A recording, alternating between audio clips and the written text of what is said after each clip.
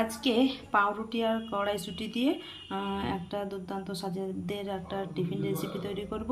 তার জন্য পাউরুটিগুলো মিক্সিতে গুঁড়ো করে নিয়েছি, আর এতে হচ্ছে মটরশুঁটি, আদা আর কাঁচা লঙ্কা একসঙ্গে এটা পেস্ট করে নিয়েছি। এতে পেঁয়াজ কুচি দিয়েছি, 2 রকমের নুন দিয়েছি, কাশ্মীরি লঙ্কার গুঁড়ো দিয়েছি, ভাজা মশলা দিয়েছি, চাট মশলা দিয়েছি, গোটা জিরে দিয়েছি, আর এখানে গোটা জোয়ান দিয়েছি। এগুলো সব ভালো করে মেখে নেব।